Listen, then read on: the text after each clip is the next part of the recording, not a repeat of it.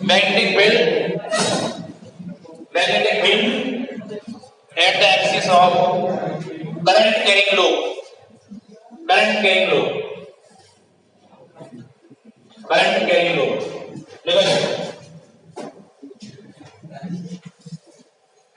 A loop of radius capital R having current capital I,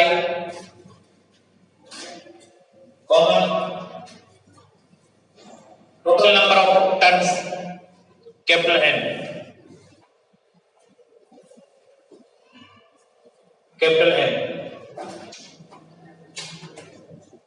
Magnetic field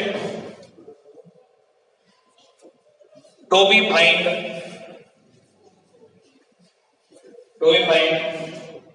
at point P at distance small x from the center.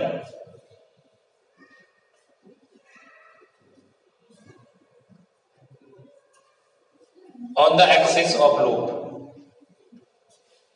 तो यहां पर देखो एक loop है, ऐसे centre पे आपको फाइंड करना है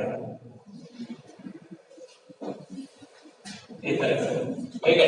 लूप है, इसकी रेडियस कैपिटल R मान लीजिए और इसे सेंटर मान लो आपका ये O है और यहां से ये पॉइंट P है, सेंटर से एक दूरी पर यहां पर निकालना है, ये पॉइंट P है आपका, ठीक।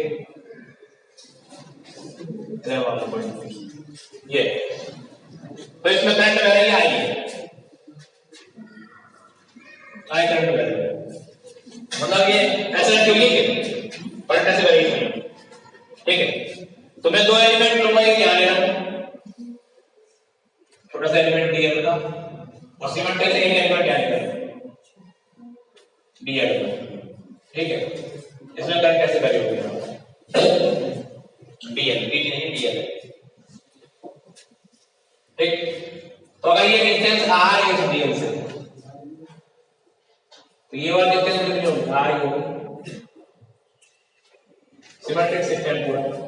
आर की ऊंचाई कितना आएगा, 100r² प्लस x², और यहां पे भी आ जाएगा r² प्लस x², ठीक। तो आपको पहले डीएल के कारण क्या लिखना है, मैग्नेटिक फील्ड लिखना है, ठीक है। तो magnetic field due to small element, और स्मॉल एलिमेंट के कारण मैग्नेटिक फील्ड किससे निकालते हो, बायो-सावर्ट लॉ से, है ना। बायो-सावर्ट लॉ लगता है स्मॉल एलिमेंट के लिए, तो magnetic field due to small element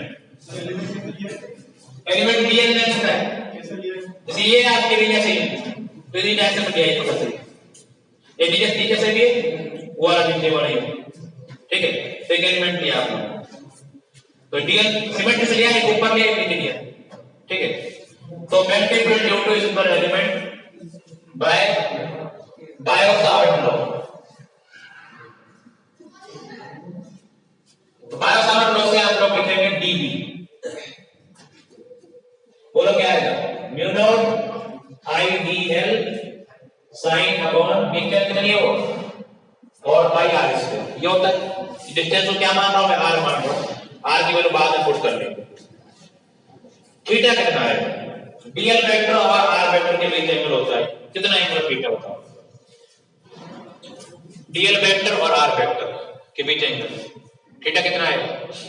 अगर इसको मैं थीटा मान लूं तो सिमेट्रिक से दोनों एंगल कितने हैं, थीटा ही दिया हुआ है, तो DL vector and r vector के बीच angle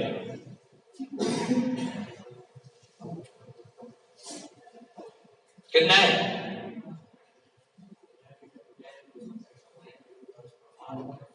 90 degree. DL vector theta vector में एंगल 90, कितना से 90 डिग्री।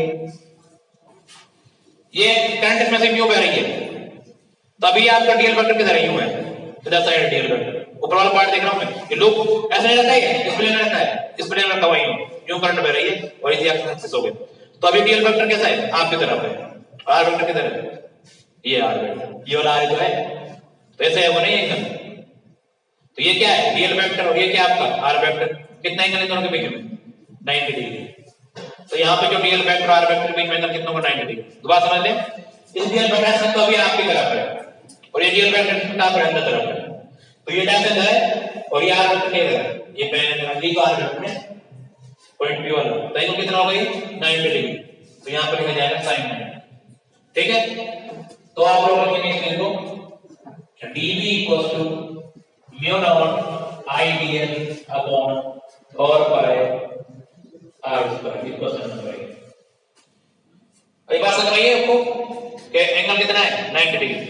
दोबारा समझ नहीं आ रही, ये वाला डीएल वेक्टर बाहर की तरफ, तो किसमें करंट ऐसे बाहर होगी, जो करंट बह रही है, तो करंट ऐसे में क्या होता है डीएल होता है, तो ये बाहर तरफ है और ये आपका क्या है आर वेक्टर है, ये वाला आर वेक्टर, तो ये उंगली के बीच एंगल कितना बढ़ना है।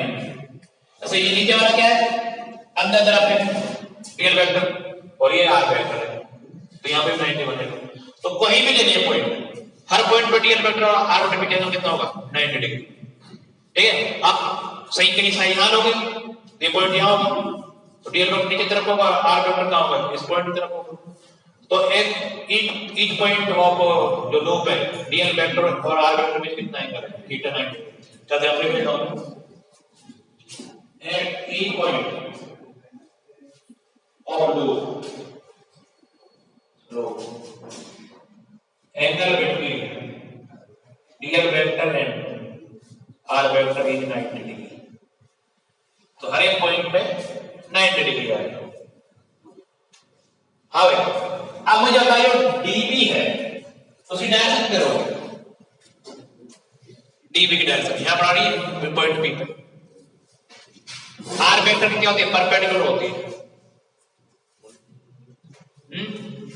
अरे यार, तो आर लिखते आप लोग पॉइंट बी पे निकाल सकते, तो ये क्या होता था परपेंडिकुलर, तो जो भी आर आता है तो क्या होती है परपेंडिकुलर होती है। तो वो जो आर आ रहा है, आर क्या होता है ये लाइन है, इसमें क्या होगी परपेंडिकुलर, किधर होगी बताओ ऊपर होगी नीचे होगी, देखो ना ये आपका डीएल वेक्टर। तो अब करते हैं डीएल वेक्टर में क्या रहते थे आप लोग अंगूठा करंट डायरेक्शन और उंगली किधर होती थी आपकी पॉइंट की तरफ, तो हथेली के परपेंडिकुलर क्या था आपका मैग्नेटिक फील्ड था। तो यहाँ पर क्या होने वाला है, ये होने वाला है अंगूठा बाहर तरफ है, धारा बाहर तरफ है और ये पॉइंट है, तो आर वेक्टर के परपेंडिकुलर नजर आए और इसमें क्या होगा नीचे वाले में ऐसे धारा का करंट कहां पर है अंदर और आर वेक्टर कहां पर इधर साइड, तो क्या आएगा नीचे तरफ आएगा। तो ये जो डीएल वेक्टर है इसकी वजह से नेट फील्ड आएगा इधर डीबी और ये एंगल कितना बनेगा आपका 90 का बनेगा, आर के परपेंडिकुलर होता है और इस वाले डीएल वेक्टर कितने इस वजह से आएगा आपका डीबी इधर साइड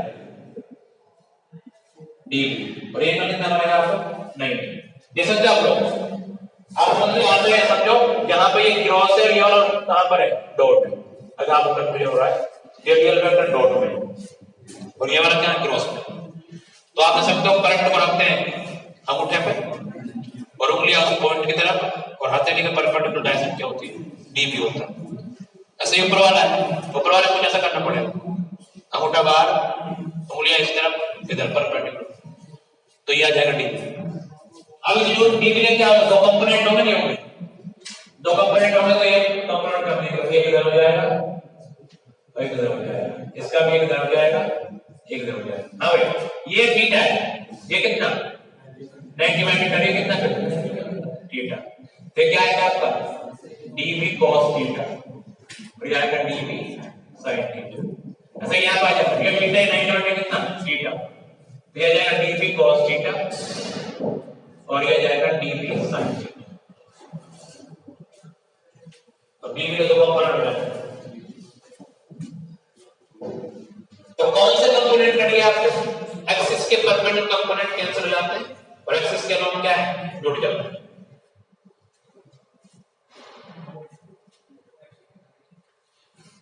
अभी समझ आया डायरेक्शन, बाद समझ नहीं आया खुद करने बैठोगे।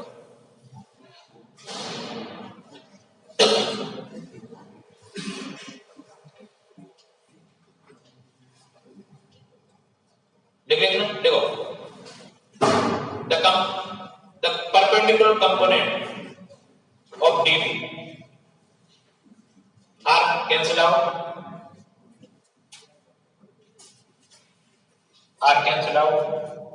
and component along the axis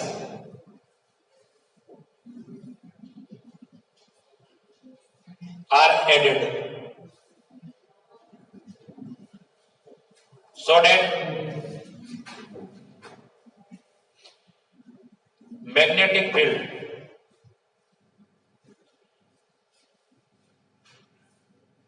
direction due to loop is along the axis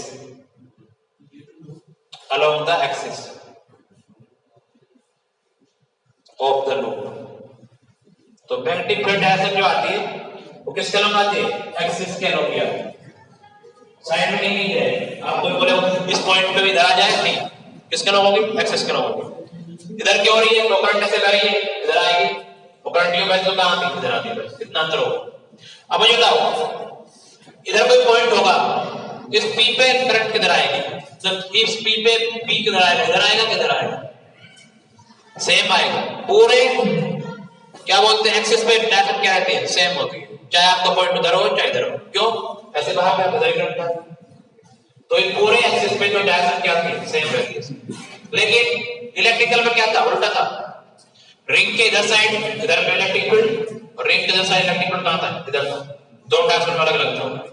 ठीक है, तो ये आपका हो गया, ये बात हो गई। तो आप लिखेंगे total magnetic field, total magnetic field जो आएगा पी एक्सिस बोल सकता हूं उसको, वो आएगा इंटीग्रेशन किसका? डीवी का। डीवी किसका? Sine theta. Dv sine theta का इंटीग्रेशन। अब कुछ दिमाग में 2 भी साइन थीटा क्यों लेंगे? अगर 2 लेंगे तो आधी लिमिट लगानी पड़ेगी, और पूरा एक डीवी लेंगे तो पूरी लिमिट लगानी पड़ेगी। लिमिट मतलब करना पड़ेगा, इसलिए एक ही लेते हैं। पहले पुट कर दो, पहले पुट करेंगे डीवी की वैल्यू कितनी? म्यू नॉट आई डीएल, ठीक है, upon 4 pi r square. Sine theta की वैल्यू पुट कर दो। चलो, साइन थीटा क्या आएगी? परपेंडिकुलर और हाइपोटेन्यूस, तो क्या capital r upon small r, क्या जाएगा? Capital r upon small r integration. क्या है? कांस्टेंट है, म्यू नॉट कांस्टेंट है, आई कांस्टेंट है और आर भी कांस्टेंट है, नीचे 4 पाई कांस्टेंट है। ये स्मॉल आर क्यों कांस्टेंट होगा? नहीं होगा।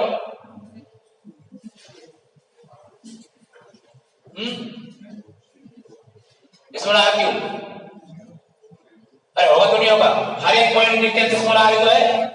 ये रिंग है आपका, इस पॉइंट डिस्टेंस सारी किसी बनेगी, सब क्या बनेगी? स्मॉल आर के बराबर बनेगी। और जितने भी पॉइंट है, इस पॉइंट की ऐसे डिस्टेंस, सब डिस्टेंस क्या होगी? स्मॉल आर होगी।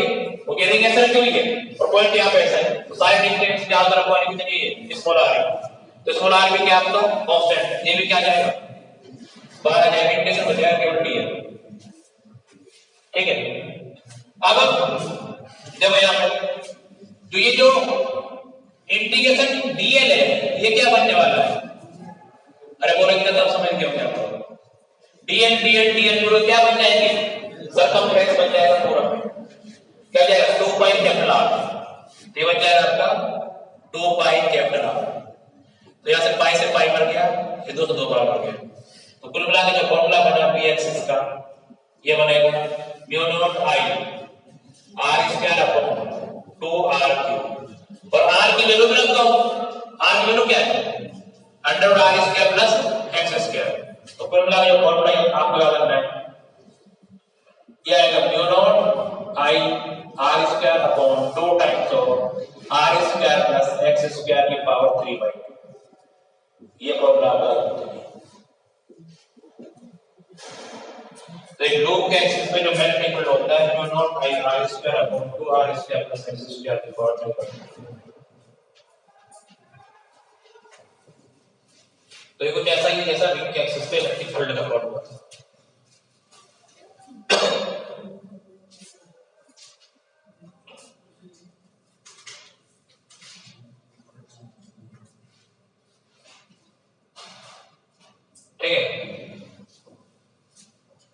वही बात हो, रिसिप्रोसिटी बात होती हो। If number of turn are capital है, देखो if number of turn are capital है तो क्या किससे मल्टीप्लाई कर देंगे, n से मल्टीप्लाई कर देंगे।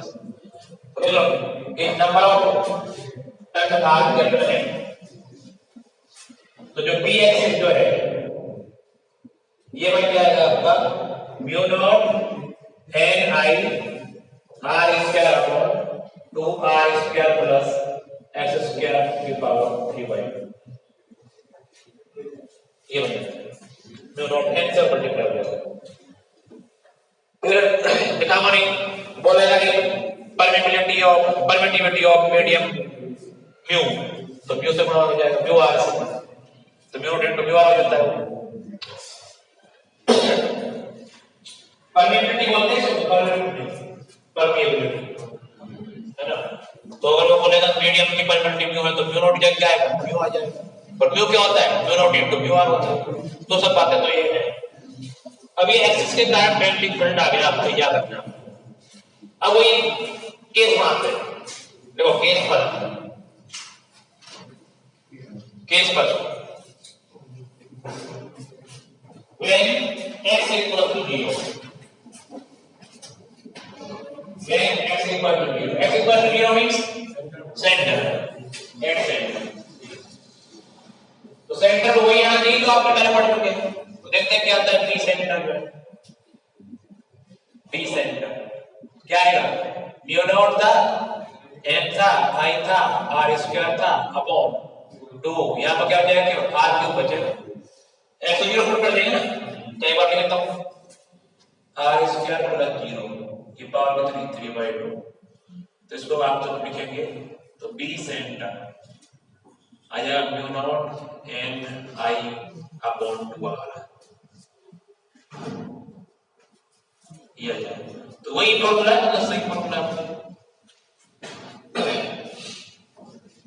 Case number 2, case number 2 when x equals to infinity, cut जाएगा ना, वो दैट प्रॉब्लम क्या बनता है, r स्क्वायर से काट दिया r क्यूब, ठीक है। when x equals to infinity तो आपका आंसर आएगा 0 आएगा। नीचे हम प्रिंट आउट करेंगे हम लोग, तो क्या आएगा, p इंफिनिटी जो आएगा mu naught n i r square upon 2 r square plus infinity का स्क्वायर की पावर 3/2, मतलब कितना जाएगा 0। तो इंफिनिटी में जाकर कितना हो जाता है 0। बहुत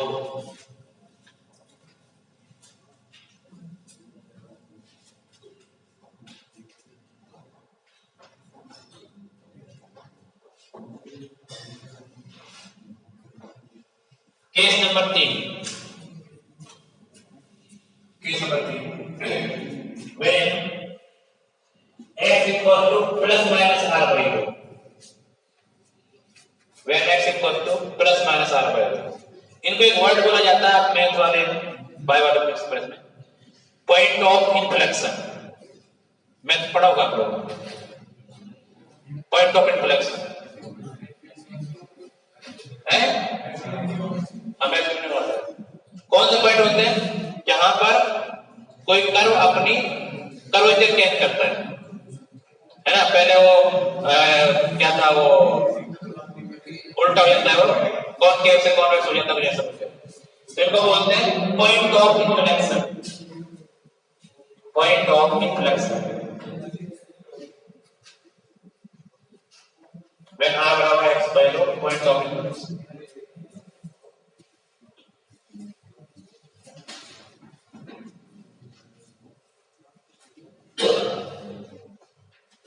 लिख लो इसके बारे में थोड़ा सा। दो point where in point of inflection क्या है, थोड़ा लिख लो इसके बारे में क्या होता है। दो पॉइंट वेयर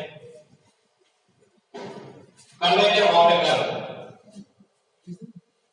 दोनों point where curvature of a curve change,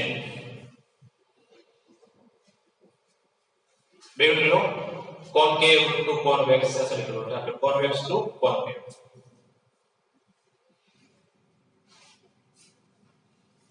देखो क्या बोलते हैं, फाइंड कैसे करते हैं इनको, ये प्लस माइनस r बाय 2 कैसे फाइंड किया, मैं फाइंड नहीं करूंगा, मुझे पता है कैसे करते हैं।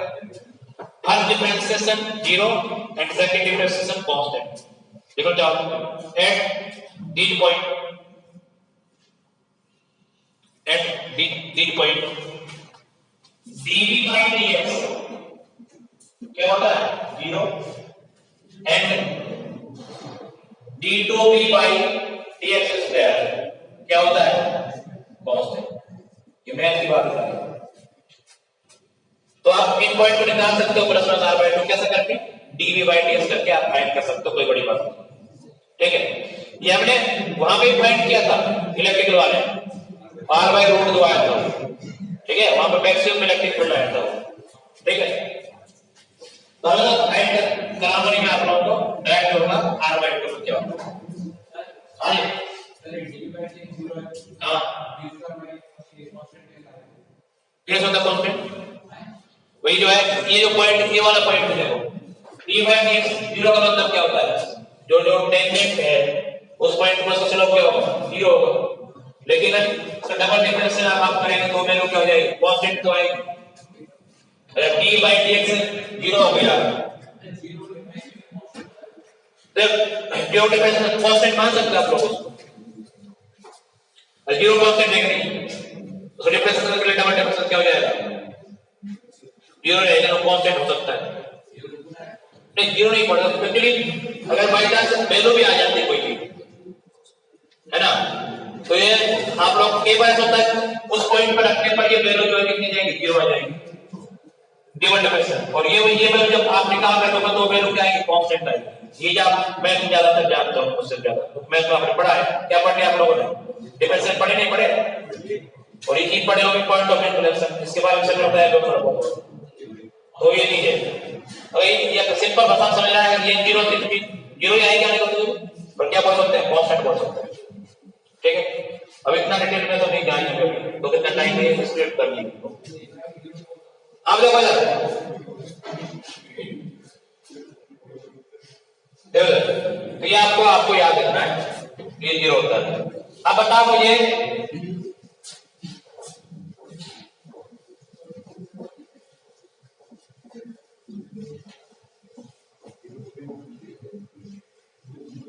d आपको बताना है x बराबर r बाय 2 में, बताओ कितना आएगा।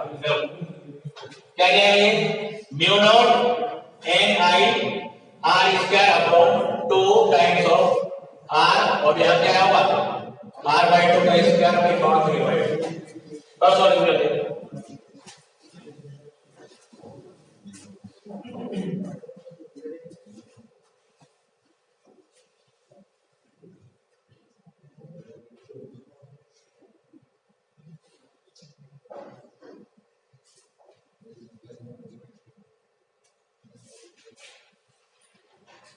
तो यहां पर आ जाएगा आपके mu naught n I r square, और यहां क्या होगा 2 टाइम्स ऑफ क्या ले रहे 5 r स्क्वायर बाय, और ये पावर कितनी 3 बाय 2। जल्दी सॉल्व कर लेते हैं, mu naught n I r square upon 2, ये आएगा 5 रूट 5 और r क्यूब बन जाएगा, ये क्या हो जाएगा ये 8 हो जाएगा, और 4 की पावर 3 बाय 2 क्या होता है 8 होता है। तो क्या होता है यहाँ पे एक पावर बढ़ जाएगी यहाँ पे, तो आपसे बच जाएगा केवल 8 अपॉन 5 रूट 5 और आएगा mu naught n I upon 2r Newton I upon 2r। और नहीं काटने ये चीज क्या होती है, क्या होती है सेंटर को होती है, ये नहीं पढ़ानी पड़ेगी। ठीक है, तो क्या हो जाएगा यहाँ पे bx equal to r by 2 होगा, वो यार 8 अपॉन 5 रूट 5 b सेंटर, और 8 अपॉन 5 रूट 5 की जो वैल्यू आपको याद रखनी है निकालने चाहो तो ये आती है b equal to r by 2, ये आती है 0.716 b सेंटर। और कहीं से एक आपको निकल मिलेगा ये या तो याद रखो या फिर BXR/2 क्या कि 0.72 लिखते हैं इसको अप्रोक्सीमेटली करके ये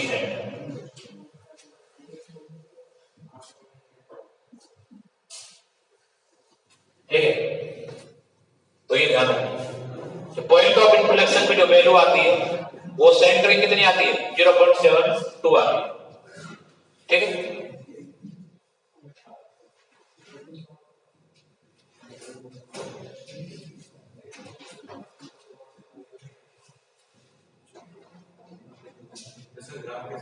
ग्राफ बनाना है आपके तरीका में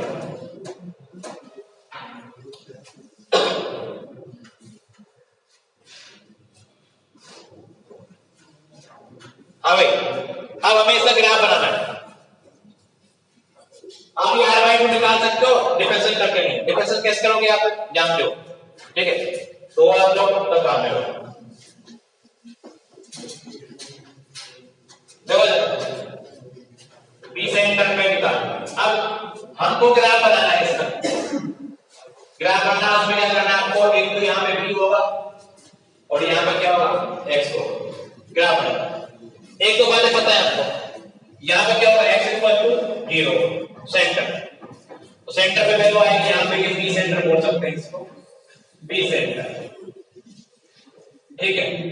और यहाँ पे क्या होगा x इक्वल टू r/2 और यहाँ पे क्या होगा x इक्वल टू -r/2 दो वैल्यू आ जाएंगे। अब आप बताएं जो r/2 पर जो वैल्यू आती है वो कितनी आती है 0. अरे बात तो करे आप लोग नहीं पढ़ा बात नहीं करना बात तो करो। तो यहां पर जो वैल्यू आती है कितनी आती है 0.72 बी सेंटर आती है ठीक है।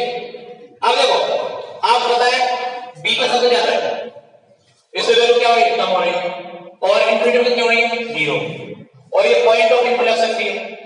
तो यहाँ पे क्या होगा कर्वेचर चेंज भी करेंगे तो पहले तो जैसे आता है और यहाँ पे क्या हो जाएगा फिर ऐसे हो जाएगा और इसके बाद घटता जाएगा ये और इधर घटेगा ये वाला ग्राफ बनता है। आप मुझे बताओ इधर जो हम जब इलेक्ट्रिकल बनाया था उसमें से क्या बनाया था आप लोगों ने यहाँ पे ऐसा कुछ था और यहाँ इसको नीचे बनाया था यहाँ होता नीचे बनाओ नहीं बनाओ यहाँ पे नीचे बनाओ नहीं बनाओ नहीं बनाओ क्योंकि पूरे एक्सिस पे जाकर क्या रहती है सेम रहती है। इलेक्ट्रिकल में जब था तो आपको पता था रिंग के इधर तो इलेक्ट्रिक फील्ड घटता और रिंग के इधर इलेक्ट्रिक फील्ड कहां घटता तो इसलिए उसको काम आता नीचे बनाया था। लेकिन यहाँ पे क्या होगा पूरे एक्सिस पे जो है एक डायरेक्शन होती है इसलिए बी कहां रहेगा ऊपर ही रहेगा डायरेक्शन चेंज नहीं करेगा तो सिमेट्रिक ग्राफ बन जाएगा ऐसे कैसे यहाँ पे जाके जीरो हो जाएगा ऐसा ग्राफ बनता है। और ये वाला जो पॉइंट है क्या पॉइंट ऑफ इंफ्लेक्शन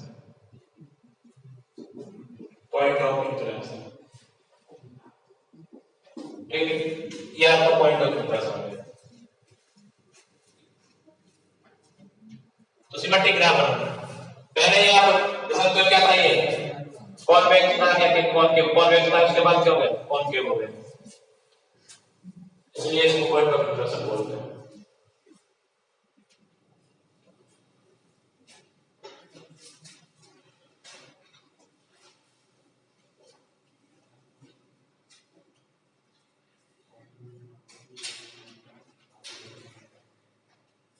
तो इलेक्ट्रिकल से रिलेटेड आप बहुत सारे फॉर्मूले यहां पर डिफाइन कर सकते हो इसलिए फॉर्मूले याद रखना हो सकता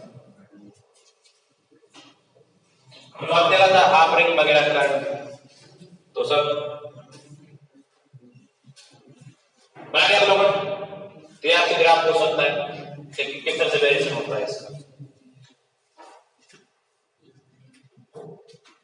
नेक्स्ट देखिए आप लोग एक क्वेश्चन है प्रोब टाइप का बोर्ड बना सकता है वो बोलता है प्रोब करोगे small current can loop behave like a bar magnet bar magnet देखोगे आप लोग दूसरे प्रयोग करता है तो बार मैग्नेट को आप लोग मैग्नेटिक डाइपोल बोल सकते हैं जैसे आप लोग पता है प्लस क्यू और माइनस क्यू क्या बोलता है इलेक्ट्रिक डाइपोल ऐसे ही बार मैग्नेट होता है उस पे होता है n और s लिखा होता है, इसको प्लस n इसको करते हैं और n बोलते हैं, इसको क्या बोलते हैं माइनस n। तो ये मैग्नेटिक डाइपोल हो सकता है ना, डाइपोल दो पोल यहां पे अलग अलग करेंगे इसलिए मैग्नेटिक डाइपोल। और आपको पता होगा डाइपोल के एक्सिस पर इलेक्ट्रिक फील्ड का फॉर्मूला क्या था 2kp/r³। ऐसे ही मैग्नेटिक डाइपोल के एक्सिस में भी मैग्नेटिक फील्ड का फॉर्मूला आता है, वो आता है μ0/4π2m वेक्टर/r³। ये आता है सेम सिमिलर के दोनों अंतर नहीं कुछ। k की जगह क्या आएगा यहां पे प्रोटोकॉल 4 पाएंगे, p की जगह क्या हो जाएगा n।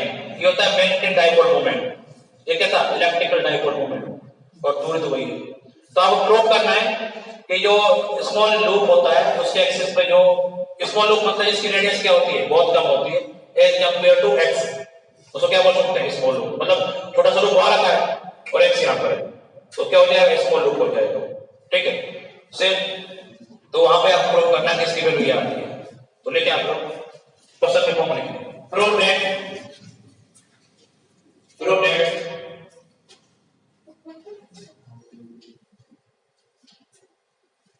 small current carrying loop behave like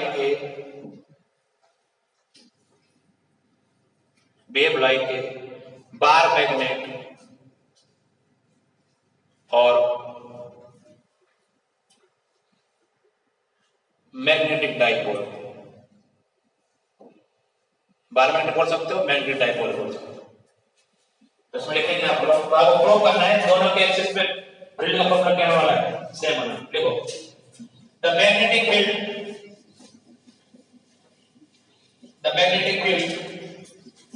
at the axis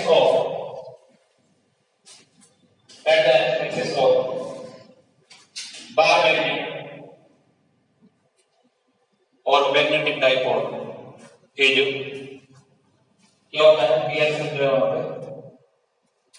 ये आता है μ0/4π2m वेक्टर/x³। तो x मेरे यहां पे से मैं थोड़ा सा कर रहा हूं x³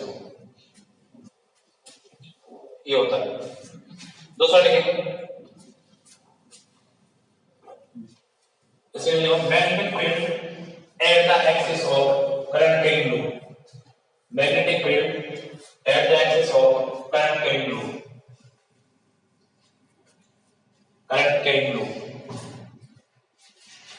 क्या है अभी निकाला है बी एक्सिस क्या था ये μ0 n r²/2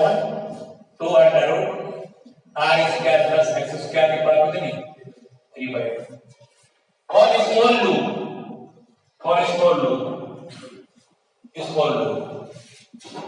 जो r की जो वैल्यू होगी वो क्या होगी x से क्या होगा बहुत कम हो, रेडियस इसकी क्या है बहुत कम। तो आप मुझे नहीं आते r² प्लस x² में अप्रोक्सीमेटली कितना x², ये मतलब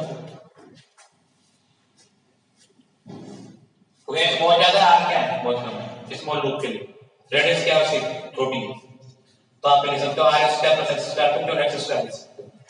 तो क्या बन जाएगा बी एक्सिस जो है ये बन जाएगा μ0 n I r²/2।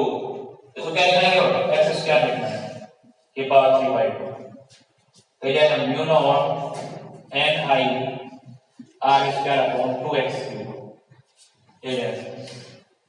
अभी यहाँ पे सर आपने मॉडल फिजिक्स पढ़ा हो, एक इलेक्ट्रॉन कंडक्टर लगा है उसका मैग्नेटिक डाइपोल मोमेंट कितना होता है F बराबर NIA से आता है हाँ μ0 भी r/2 कुछ ऐसा आता है तो कहां से आता है वो आता है M जो होता है इसको बोलते हैं NIA ये होता है। ये चीज बनानी मुझको यहाँ पर n तो वहां पे है I तो वहां पे है। एरिया क्या है लूप का एरिया होता है और एरिया बनाने के लिए क्या चाहिए अपने को पाई r²। तो क्या करूं मैं पाई को ऊपर से मल्टीप्लाई कर दो, पाई को क्या करो 2 पाई का मल्टीप्लाई करो तो क्या हमको यहाँ पर क्या चाहिए 4 पाई चाहिए, इसलिए क्या कर रहा हूं मैं यहाँ पे 2 पाई का ऊपर नीचे मल्टीप्लाई कर रहा हूं। अब देखो कैसे अरेंज कर रहा हूं इसको मैं म्यू नॉट आपका ठीक है, 2 आपका ठीक है, n ठीक है, i ठीक है, और पाई r स्क्वायर नीचे क्या हो जाएगा 4 पाई x क्यूब, और ये क्या हो जाएगा फिर n i ये हो जाएगा, जिसको लिख देंगे आप लोग mu naught upon 4 pi 2 times of n i a और x क्यूब, यानी ये जो क्या है पाई r square area of loop, area of loop, ये आपको लूप का एरिया होता है। और इस चीज को NIA जो होता है याद रखना है, लूप का मैग्नेटिक डाइपोल मोमेंट होता है NIA, इसको बाद में लिखूंगा मैं कि जो आ जाएगा px आपका ये आ जाएगा mu not upon 4 pi 2m upon x cube equation number 2, और यहां पर वेयर m जो होता है वो NIA magnetic dipole moment of the loop, magnetic dipole moment of the loop. तो आप याद रखना magnetic dipole moment of the loop, so अब डाइपोल मोमेंट था ना p, इलेक्ट्रिक डाइपोल मोमेंट, ऐसे ही मैग्नेटिक डाइपोल मोमेंट होता है। अब लूप के लिए होता है NIA, और बार मैग्नेट के लिए क्या होता है ये प्लस m और माइनस m के बीच की डिस्टेंस का मल्टीप्लाई, वो स्मॉल m इनटू m, क्या है कैपिटल बन जाए फिर बता देंगे सारा कुछ, सेम इलेक्ट्रिकल जैसे कंपैरिजन में कुछ भी रख देंगे। साथ सकते हो फ्रॉम इक्वेशन 1 और 2 से ये क्लियर हो गया कि स्मॉल करंट के लूप किस तरह में करता है, बार मैग्नेट लिख लो फ्रॉम इक्वेशन 1 एंड 2। ये वाला फॉर्मूला भी आपका इंपॉर्टेंट है, ये ध्यान रखना है कि ये करना होगा NIA फ्रॉम इक्वेशन 1 एंड 2।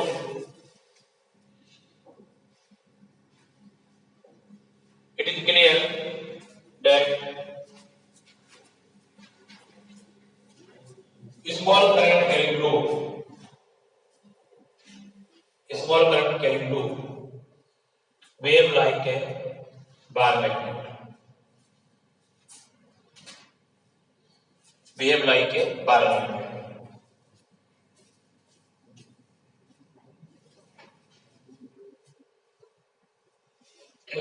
ये ध्यान रखना, तो n क्या रखना है NIA होता है,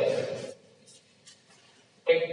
n क्या दीजिए नंबर ऑफ टर्न, I क्या है करंट, और a क्या है लूप का एरिया। तो ये जो आपने इलेक्ट्रॉन का भी पढ़ा होगा डाइपोल मोमेंट वो वहीं से आता है, हम भी पढ़ा देंगे दोबारा इसको NIA, ठीक। ये हो गया आपके पास लूप की वजह से।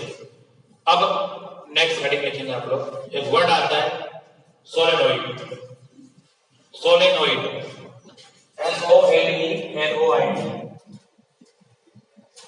Solenoid, solenoid.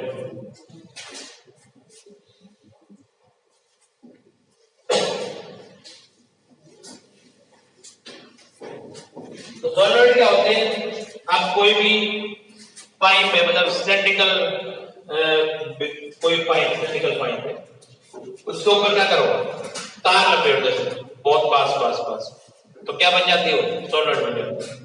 और ये यूज आते हैं किसके यूनिफॉर्म मैग्नेटिक फील्ड प्रोड्यूस करने के, ठीक है।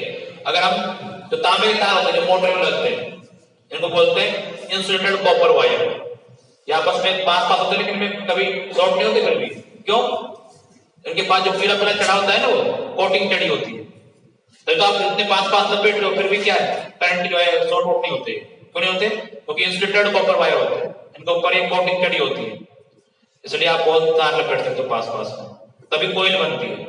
अगर आप करो एक सिंपल तार लपेटोगे पास पास में शॉर्ट हो जाएंगे सर, लेकिन इसके ऊपर क्या होती है कॉपर चढ़ा होता है, कॉपर के ऊपर सॉरी कोटिंग चढ़ी होती है कोई, तो उसको आपने किसी भी सिलेंड्रिकल पाइप के ऊपर लपेट कर बाउंड करके क्या बनाते हो सोलेनोइड बनाते हो, ठीक है। तो ये इसकी डेफिनेशन लिखो,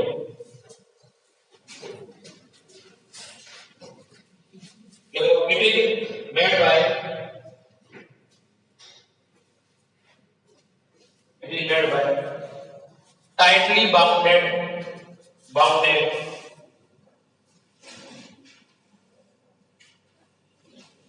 insulated copper wire,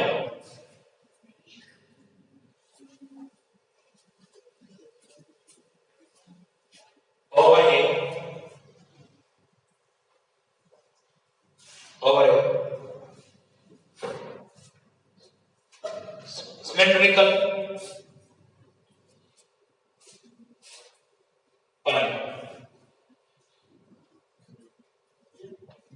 pipe pipe pipe बोलता हूँ मेरा pipe cylindrical pipe.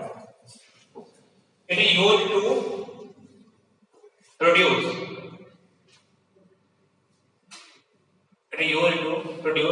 uniform magnetic field. It is used to produce uniform magnetic field. Uniform magnetic field, ठीक है। तो कैसे बनता है देखो यार, ये कोई आपकी पाइप के लिए आप रहो इस तरह से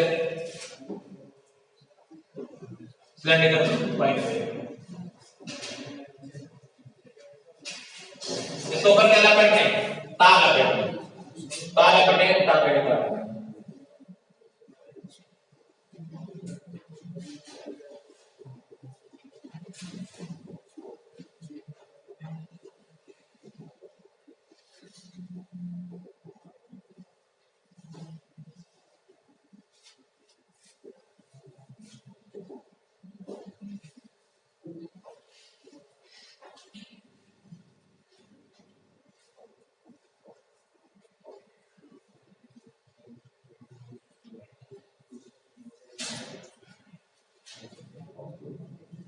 ऐसे ये करंट आई करेगा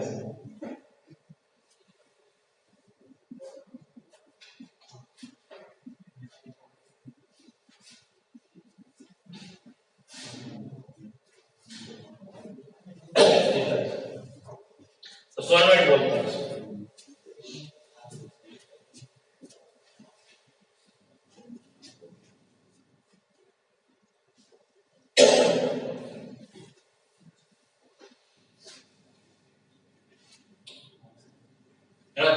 थोड़ा ज्यादा कहना मत कर देना आप, ये मत थोड़ा दूर दूर बढ़ा देते। यहाँ पे आप बताओ मुझे मैग्नेटिक फील्ड किधर आएगा, उधर आएगा, इधर आएगा, ऐसे करना सर, सभी मैग्नेटिक फील्ड जुड़ जाएंगे। इसमें यूनिफॉर्म मैग्नेटिक फील्ड होता है, तो मैग्नेटिक फील्ड लाइन मैग्नेटिक कैसे आता है, इस तरह से। इसे किनारों पर थोड़ा कम हो जाता है, धातुओं के कम होता है और जैसे फील्ड ऑफ लाइन मारते हैं।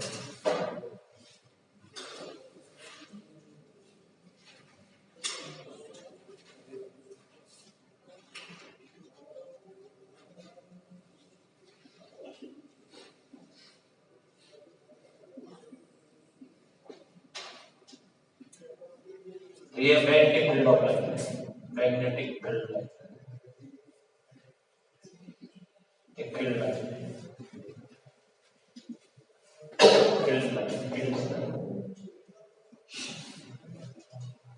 तो आप देख सकते हो किनारे के एलिमेंट्स पे थोड़ा दूर दूर बनाना है और यहाँ पे एकदम सीधा बनाना है। सीधा मतलब uniform magnetic field, inside uniform magnetic field होता है।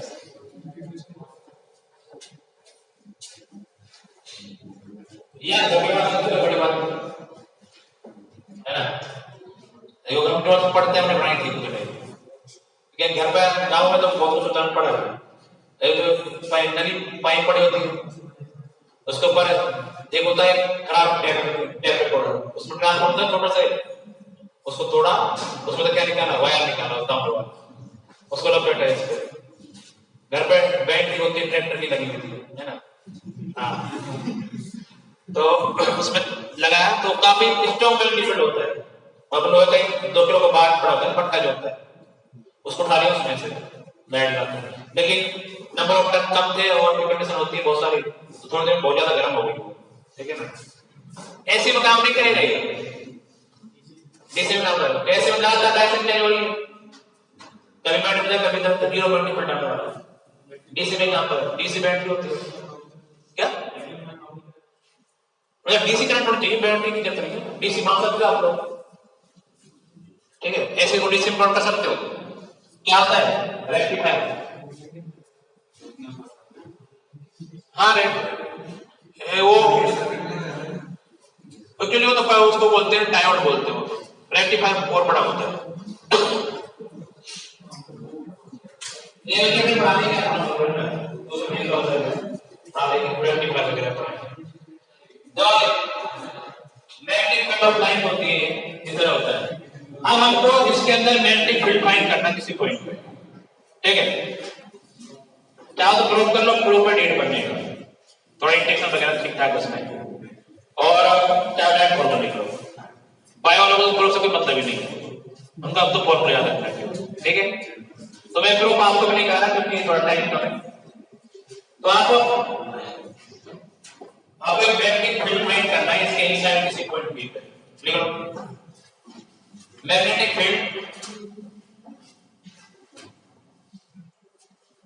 Magnetic field at point inside the solenoid,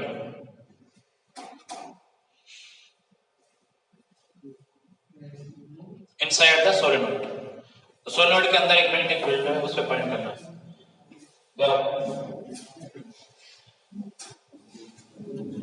कैसे करेंगे आप लोग इसको, कि आपके पास ये सोलेनोइड है, बार-बार बनाना ज्यादा देखो इसमें हिंदी और थोड़ी सी, ये सोलेनोइड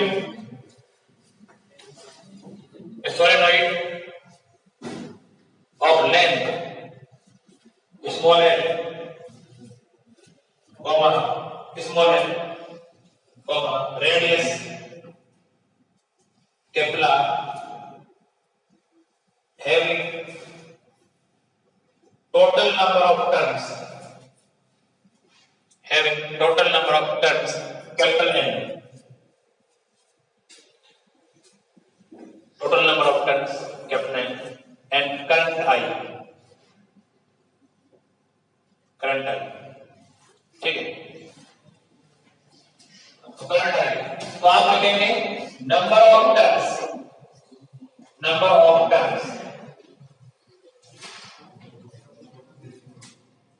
इन पर यूनिट लेंथ। बोलो क्या आएगा, स्मॉल एन से शो करते हैं, क्या आएगा n by l, capital N by small n।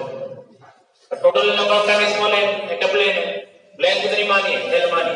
आप लोगों ने लेंथ स्केल मानी है, नंबर ऑफ टर्न क्या माने, ये माने, और स्केल रेडियस वगैरह r मानी है। r रेडियस का कोई यूज नहीं है, फिर भी आप समझ सकते हो ये ठीक। तो आप कोई पॉइंट P है, यहां पे इस पॉइंट P है, यहां पे क्या निकालना है आपको, मैग्नेटिक फील्ड निकालना है। तो क्या होता है कि यहाँ पे इस एंड, ये वाला एंड मान लो इसका यहां से यहां का एंड जो ये एंगल वाला यहां से कितना थीटा है, और ये वाला जो एंड जो है ये एंगल बना रहा है यहीं से कितना थीटा। ध्यान देना अपने फॉर्मूले में, फॉर्मूले का मैं प्रूव नहीं कर रहा कि जो दोनों एंगल इस एक्सिस से लेंगे, ये वाला ये एंड का एंगल दिया जाएगा आपको, और ये वाला भी कौन सा कहां से लेना है, इस एक्सिस से लेना है। तो वो फॉर्मूला लगेगा जो मैं लिखा रहा हूं। तो अगर ये एंगल वगैरह नहीं तो फॉर्मूला चेंज हो जाएगा। तो जब प्रूव करते हैं तो एक फॉर्मूला लगाते हैं। अब कैसा आता है प्रूफ, आप जानते हो क्या करना होगा, थीटा पे जाके थीटा मोटाई कर लेंगे, उस एलिमेंट वैसे लिखेंगे, फिर इंटीग्रेशन करेंगे तो प्रूफ आता है काफी बड़ा। तो आप ध्यान लिख लें। तो आप ये ध्यान रख लें कि स्मॉल एन क्या कीजिए, number of turn per unit लें, और कैपिटल एन क्या कीजिए, टोटल नंबर ऑफ टर्न, ठीक है। तो जो फॉर्मूला आता है इसका डी जो आता है फॉर्मूला वो आता है mu naught small n I by 2 cos theta 1 minus में cos थीटा 2, ये वाला फॉर्मूला आता है।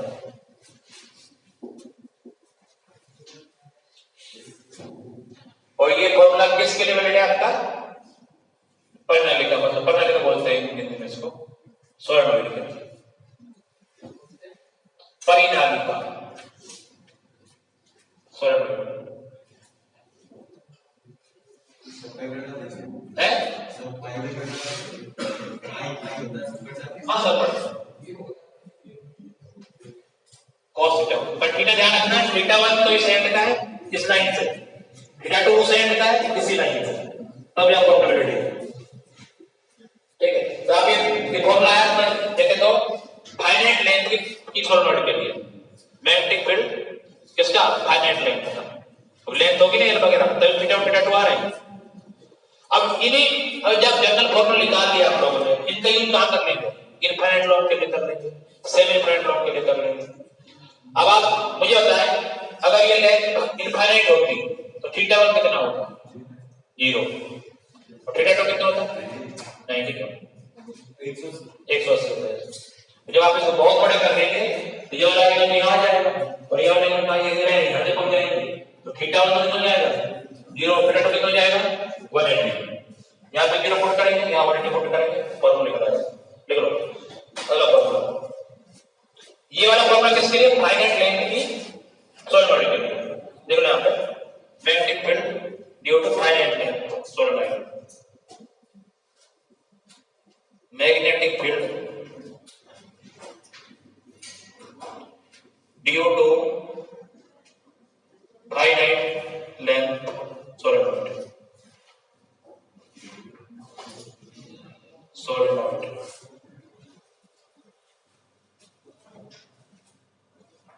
इसको ग्रुप लिखा है हिंदी में बना लिखा है वो, इसलिए अब तुम्हारी क्लास नोट हो गई परसों की तो उसका थोड़ा मतलब हर ध्यान नहीं हो सकता, नहीं आएगा नहीं बायोलॉजी नहीं आएगा, फॉर्मूला याद हो आपका काम बन जाएगा। देखो magnetic field inside infinite long solenoid, magnetic field inside infinite long solenoid,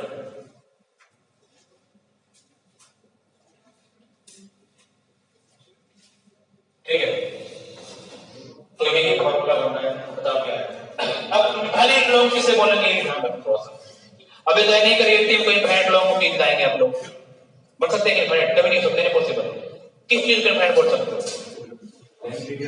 length बहुत ज्यादा हो रेडियस क्या हो जाए बहुत कम, तो बहुत पतली हो जाएगी वो, तो बहुत पतली हो जाएगी, थीटा 1 कितना जाएगा उसके लिए 0, थीटा 2 कितना जाएगा 180। इसी को क्या बोलते हैं, आइडियल सोलेनॉइड बोलते हैं। लिख लो देखो लेंथ ऑफ सोलेनॉइड, एक length of solenoid very large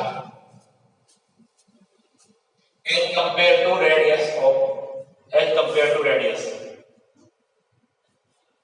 then solenoid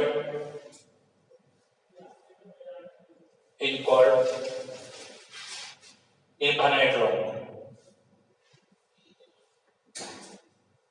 तो ब्रैकेट में लिख लो ideal solenoid, solenoid is called infinite long or ideal solenoid, ideal solenoid। तो फॉर आइडियल सोलेनॉइड के लिए हम बात करें तो इसमें लिखो फिर एल की वैल्यू किससे ज्यादा होती है, आर से बहुत ज्यादा होती है, और आइडियल सोलेनॉइड, आइडियल सोलेनॉइड, ठीक है यही होती है। और यही है वहां पर डायग्राम बनेगा, ये तो बहुत पतली है, लेंथ बहुत ज्यादा है, रेडियस बहुत कम है, ठीक है। ये वाला पॉइंट भी है, ये वाला एंगल क्या आपका थीटा 1 है, और ये वाला एंगल क्या आपका यहां से आता थीटा 2 है, तो थीटा 1 क्या हो जाएगा 0 डिग्री एंड थीटा 2 क्या हो जाएगा 180 डिग्री। तो फिर बी की वैल्यू कितनी आएगी, mu naught small n I by 2 cos 0 minus cos 180 b equals to mu naught n I by 2 1 minus minus 1। तो b की वैल्यू आती है, याद रखना है म्यू नॉट एन आई, इनफाइनाइट फ्लो का सोलेनोइड के अंदर मैग्नेटिक फील्ड होता है म्यू नॉट एन आई। और यहां देख सकते हो इसमें कहीं भी डिस्टेंस वगैरह नहीं आ रही, मतलब क्या है, यूनिफॉर्म मैग्नेटिक फील्ड है।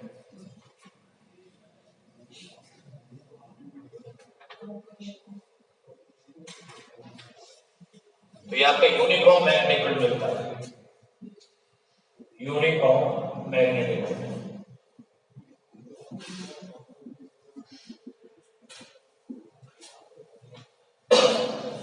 B equal to mu naught into N,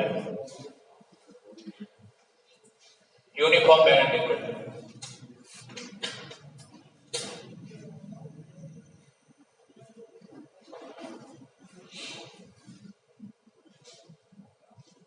ठीक है, याद रखना है। ये भी ध्यान रखना है एन कौन सा है, स्मॉल एन, जो पर यूनिट लेंथ के टर्म आएंगे यहाँ पे, ठीक है, कैपिटल वाला नहीं है। अगर देखो ये हो गया, अब हम magnetic field inside same infinite solenoid अलग मैग्नेटिक फील्ड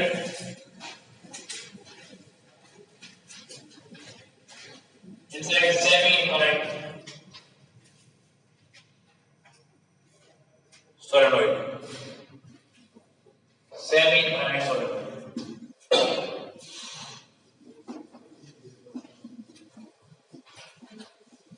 सेमी इनफाइनाइट में क्या होगा, एक एंड तो बहुत लंबा हो जाएगा, ये पॉइंट कहां है, नहीं यहां पर, ये कहां तक जा रहा है, इनफाइनाइट तक जा रहा है, तो ये पॉइंट पी है, ठीक है। तो आप लोग क्या करेंगे भाई, ये वाला जो एंगल है, ये वाला एंगल, ये तो थीटा टू तो कितना हो जाएगा 90, और थीटा वन कितना हो जाएगा 0, और इस साइड से तो एंगल 90 हो जाएगा, तो आप बोलेंगे थीटा वन कितना हो जाएगा 0 डिग्री एंड थीटा टू हो जाएगा 90 डिग्री। तो फॉर्मूला क्या जाएगा, mu naught n I by 2 cos 0 minus में cos 90, तो क्या जाएगा simple mu naught n I by 2, मतलब आधा हो जाता है, यहाँ पे किनारे पर अरे इस रेंज के लिए तो 0 हो जाएगा, इस रेंज के लिए 90 हो जाएगा ऊपर तरफ। ओके, पॉइंट पी से तो आपने एंगल देखने इस पॉइंट पर नहीं जाओगे आप, ये वाला एंगल हो जाएगा 90 हो जाएगा, थीटा वन 0 हो जाएगा, थीटा वन तो रिपीट फीट में जा रहा है ना सर, थीटा वन की वैल्यू आ गई। अरे यार ये वाला पॉइंट यहाँ पर है, ये वाला एंगल बनेगा ये तो, अरे पॉइंट भी है, ठीक है, ये वाला एंगल कितना बन जाएगा 0 डिग्री बन जाएगा, और ये वाला एंगल इसी लाइन में देखना, छोटी सी एंगल का 90 बन जाएगा।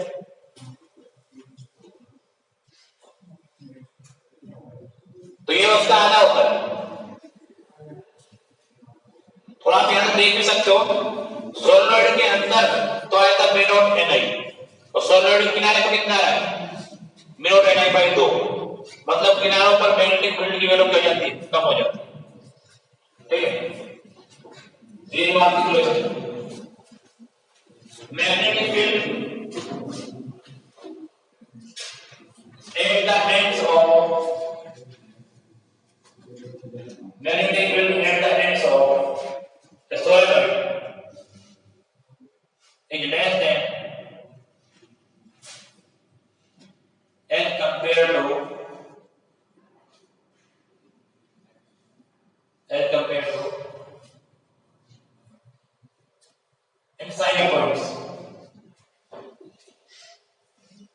inside point अंदर वाले पॉइंट की कंपेरिजन में क्या होता है, कम होता है।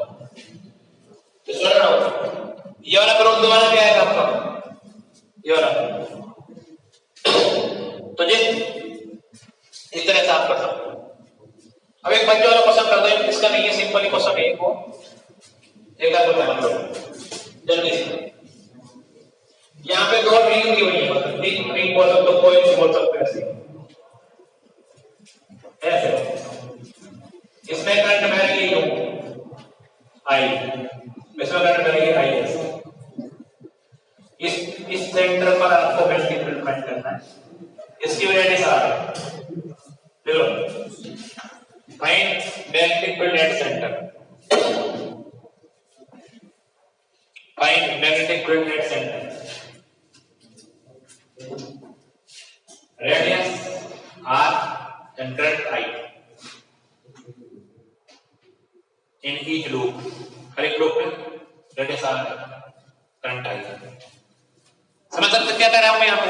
परपेंडिकुलर रखे हुए हैं, दो जोड़ियां हैं एक दूसरे परपेंडिकुलर रख दी, कर सकते हो ना आप लोग? एक काम तो एक तो है, एक इसके अंदर फंसा दिया, तो इसके यहाँ पे सेंटर पर क्या मैग्नेटिक फील्ड आएगा?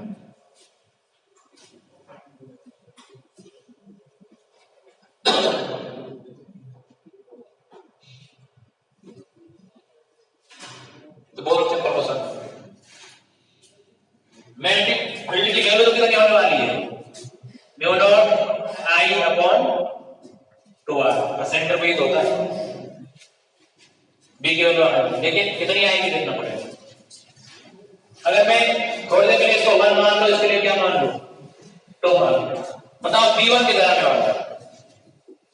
b1 इधर आया नहीं, तो b1 आपका इधर आएगा, ये आपका b1 है, और b2 किधर आने वाला है? ऊपर, ये जो घूम रहा है यो है करंट, यो घुमाओ किधर जाएगा? ऊपर, ऊपर जाएगा ऊपर, और ये वाला जो है रिंग ऐसा जो ये ऊपर आएगा, तो यहाँ पे जाएगा b2। और आप देखिए पता है दोनों सेम है, तो b1 b2 की वैल्यू क्या होगी? सेम वैल्यू कितनी होगी बताओ? Mu naught I upon 2r। तो रिजल्टेंट कितना आने वाला है? ये b1 है, ये b2 है, रिजल्टेंट तो लिखा है ना ये under root b1 square plus b2 square, तो b नेट की वैल्यू आने वाली है y b1 square plus b2 square, vector form जोड़ने पड़ेंगे, और यहां पर कोई प्रॉब्लम नहीं है, क्या है? रूट 2 की हो जाएगी, दोनों की वैल्यू क्या है? सेम है। बाय चांस अलग होगी तो आपको अलग अलग करना पड़ेगा, ये वैल्यू हो जाएगी mu naught I upon 2r। अब सीट मिल गई इसकी मैग्नेटिक की, मैग्नेटिक सीट नहीं मिली, नहीं मिली, नहीं हिंदी वाला को मिल गई है यार, इंग्लिश को नहीं मिली।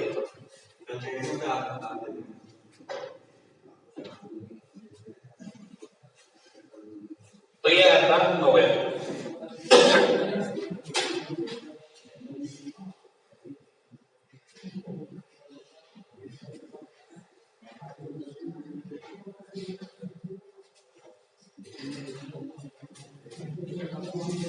नेक्स्ट देखिए आप लोग ampere circuital law, ampere circuital law, ampere circuital law, ampere circuital law. देखो इससे गॉस जो था ना, ऐसे ही एम्पियर सर्किटल लॉ है। गॉस लॉ क्या कहता है?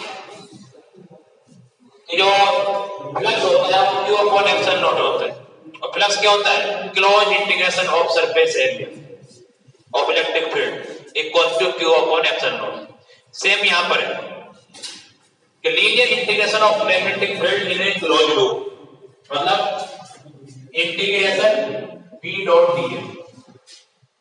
क्लोज लूप में क्या लगेगी? बोला इंटीग्रेशन क्लोज लूप वो होता है mu not times of algebraic sum of current passing through the loop. ठीक है, तो वैसा ही गॉस लॉ जैसा ही, वहां पे क्या था? E डॉट d इंटीग्रेशन बराबर Q अपॉन एप्सिलॉन नॉट, यहां P डॉट dl, वहां पे सरफेस इंटीग्रल था, और यहां पे क्या है? लाइन इंटीग्रल है, लीनियर इंटीग्रेशन। तो इसका ही लिखो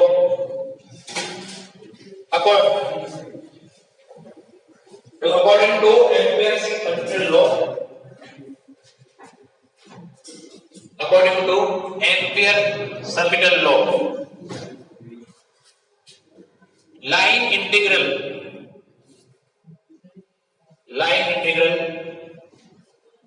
of magnetic field integral of magnetic field in a closed loop is equal to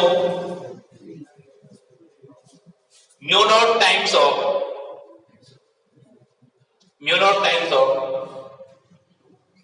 algebraic sum of current passing through the loop.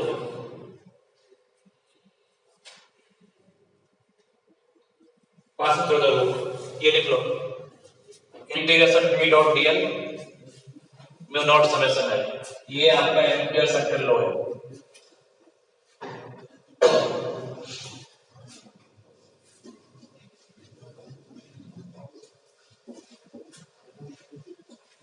Mu naught summation है, तो ये बहुत तो ऐसा ही ध्यान रखना, ठीक है। अब यहाँ पे आप ऐसा करें, यहाँ पे आएगा b dl cos थीटा और म्यू नॉट क्या आ जाएगा समेशन है। cos क्या है? cos का angle between b vector and dl vector, where theta equal to angle between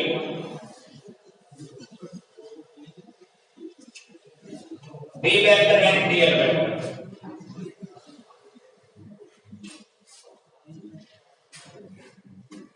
ठीक है, इसमें मैं बताऊं आप लोगों को, यहाँ पे करंट बह रही है इस तरह से, ये, और आपने क्लोज लूप बना दिया यहाँ पे, ये लूप है, और दूसरी करंट यहाँ पे नहीं आई हुआ है।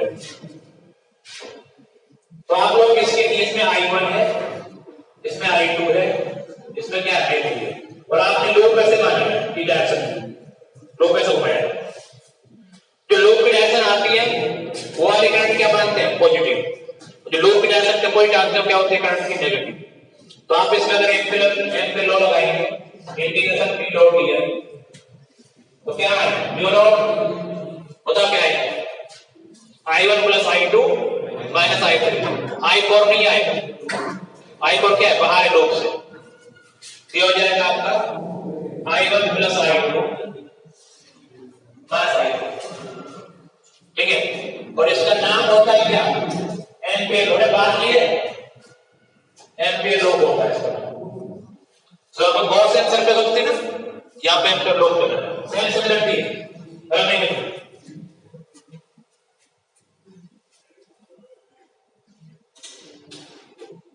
Ampere law.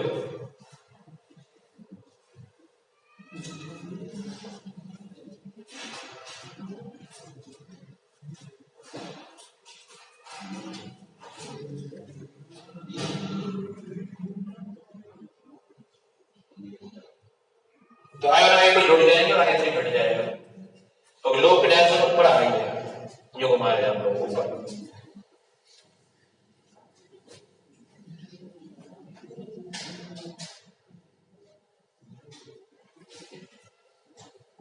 ये बात भी लिख लो, एक loop direction in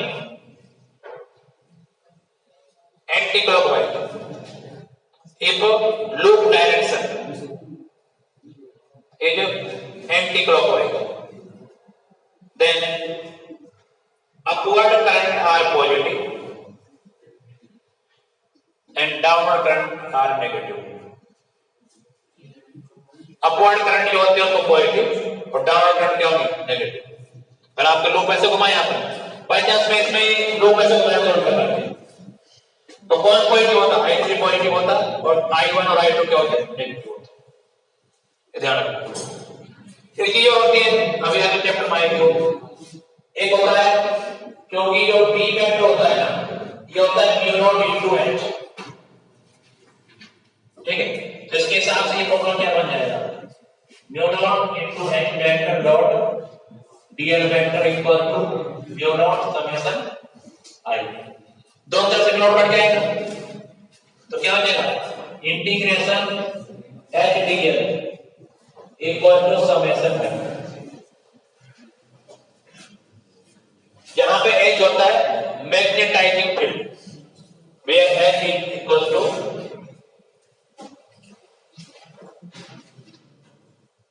where H जो है मैग्नेटाइजिंग फील्ड।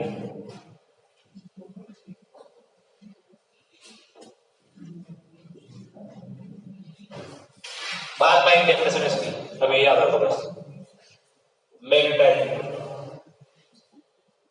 बी जो है मैग्नेटिक फील्ड है, ये मैग्नेटाइजिंग फील्ड है। तो ये वाला एम्पियर लॉ है H के फॉर्म में, H dot ds equal to summation.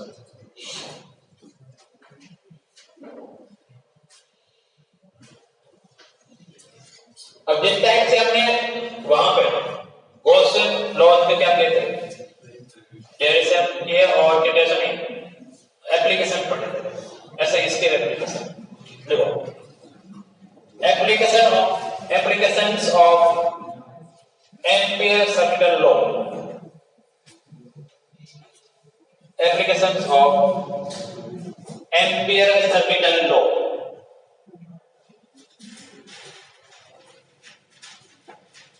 ये बोर्ड के लिए इंपॉर्टेंट सारे एप्लीकेशन कोई गलत है। Number 1 magnetic field due to, number 1 देखो magnetic field due to infinite long current carrying wire, magnetic field due to infinite long current carrying wire sorry, ठीक है। तो आपको पता है कितना होता है आंसर, तो याद नहीं है।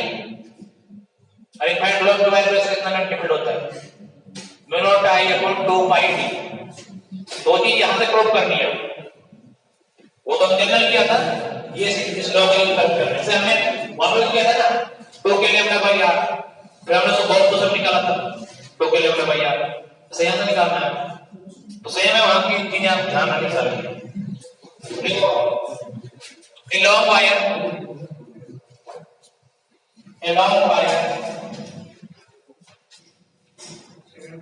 ऐसे तो थोड़ी बात बड़ी बोर्ड क्लिक करनी पड़ती है ओनली टाइम को, है ना। a long wire having current I,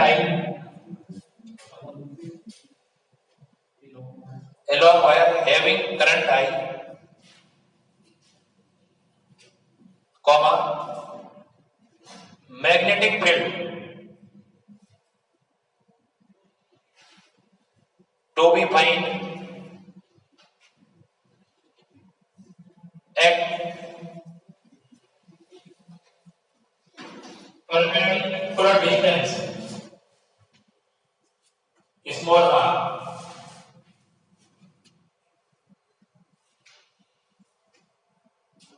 ठीक है। तो आपको एक स्मॉल r दूरी पर कोई एक पॉइंट है, उसको मैग्नेटिक फाइंड करना है। तो कैसे फाइंड करेंगे, एक बात नहीं होगी। ये एक पॉइंट लॉ है, इसमें करंट I बह रही है, इनपुट का क्या है यहां से, और यहां से परपेंडिकुलर डिस्टेंस यहां पे कोई पॉइंट भी है, मैग्नेटिक फील्ड फाइंड करना है। ये डिस्टेंस क्या है, स्मॉल r है। अगर हम d मान देते हैं, हमें स्मॉल r मान लेना सॉल्यूशन d मान तो क्या होगा, तो क्या करते हैं, हमें एम्पियर सर्किटल लॉ लगाना है, तो एक एम्पियर लॉ मानना पड़ेगा। तो आप यहां पे क्या एम्पियर लॉ मानेंगे,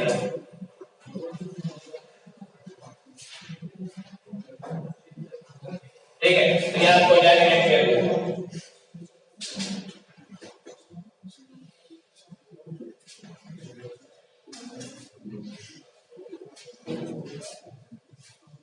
एम्पियर लॉ तो कैसे मान लो,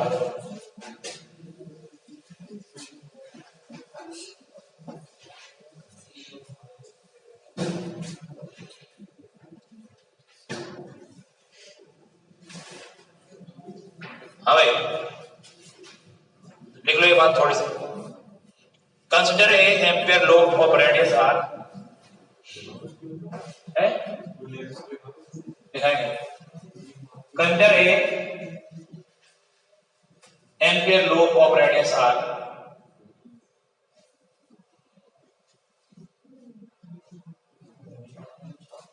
at each point of the loop, at each point of the loop, angle between b vector and dl vector at each point of the loop, angle between P vector and DL vector. बोलो कितना है? 0 degree. कैसे? नहीं, ये आपका loop है। आप यहाँ पे जो DL वेक्टर लेंगे छोटा सा, तो DL वेक्टर में कहाँ पर होगा? अंदर होगा ना, लूप में से घूम रहा है। लूप हॉरिजॉन्टल में ना, DL कहाँ होगा? अंदर। किस पॉइंट पे मैग्नेटिक फील्ड कहाँ पर है? और वायर के से निकालना है, अंदर ही आएगा ना। और मैग्नेटिक फील्ड वायर के अंदर है, लूप में से घूम रहा है हॉरिजॉन्टल में, जिसका मतलब DL वेक्टर में कहां पर होगा? अंदर ही होगा। तो हर एक पॉइंट पे P वेक्टर और DL वेक्टर के बीच एंगल कितना होगा? 0 डिग्री। आप ये वायर है, इस पॉइंट पे बात कर लो, DL वेक्टर इधर है, मैग्नेटिक फील्ड भी इधर आएगा। यहां बात कर लो, DL वेक्टर मैग्नेटिक फील्ड, हर जगह क्या है? सेम डायरेक्शन में आने वाले हैं। तो हर एक पॉइंट पे P वेक्टर और DL वेक्टर के बीच एंगल कितना बनता है? 0 डिग्री। तो आप यहां थोड़ा सा बड़ा जाओगे, देखो ये P वेक्टर होगा इस पॉइंट पे कहीं, तो यहीं पे क्या होगा? DL वेक्टर होगा। दोनों सेम डायरेक्शन में, ठीक है। तो फिर by Ampere circuital law, by Ampere circuital law, integration B vector dot DL vector equal to mu naught summation I। यहां पे integration B DL cos 0 equal to mu naught I कितना है? इसको कंसिडर I के बराबर है, तो पूरा I लिख देंगे यहां। तो यहां पर जाएगा B तो कांस्टेंट है, बच जाएगा integration DL mu naught into I। ये DL क्या चीज है? इंटीग्रेशन DL लूप की टोटल लेंथ बच जाएगी किसके बराबर? 2 पाई r के बराबर। तो आप लिख देंगे यहां पे B into 2 pi r mu naught into I। तो B की वैल्यू बच गई mu naught I upon 2 pi. Okay,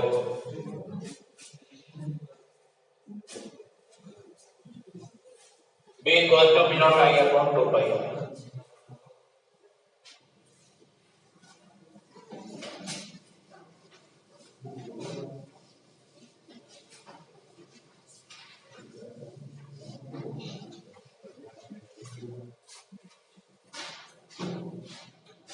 अब अगर B और R के बीच में ग्राफ बनाया जाए, कैसा आएगा? इनवर्सली प्रोपोर्शनल केवल आएगा। यहां R यहां क्या है? B है। तो यहां पर जाएगा B inversely proportional to 1 by. ये आ गया बन जाएगा।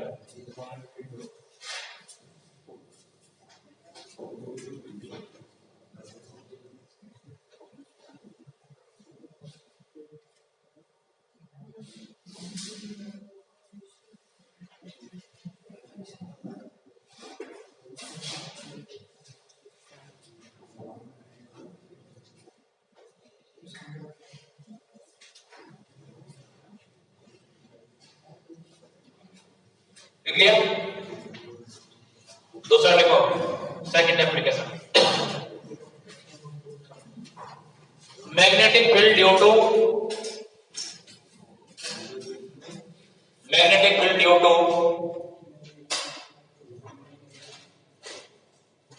Long hollow cylinder.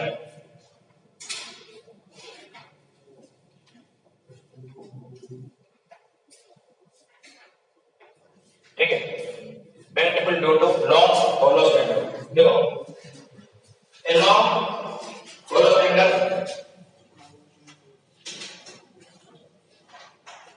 of radius capital R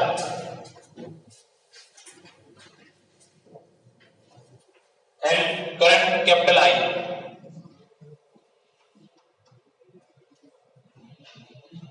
uniformly distributed over its surface. Uniformly distributed over its surface. Its surface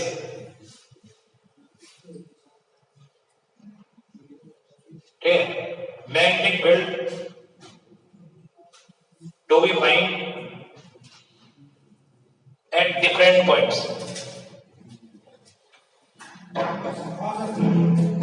To be found at different points. Time कहाँ हुआ अभी? 12:30 भूख लगी तुमको है? छुट्टी तो ये खत्म है, कुछ नहीं होने वाला।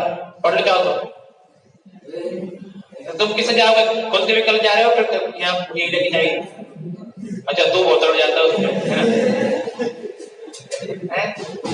मैं चलता है बदल मैं देता ना मुझे दे दूंगा हैं? लंच वंच हो, छुट्टी होने वाली, छुट्टी हो गई मतलब सब। अच्छा छुट्टी नहीं चाहिए आपको, चलो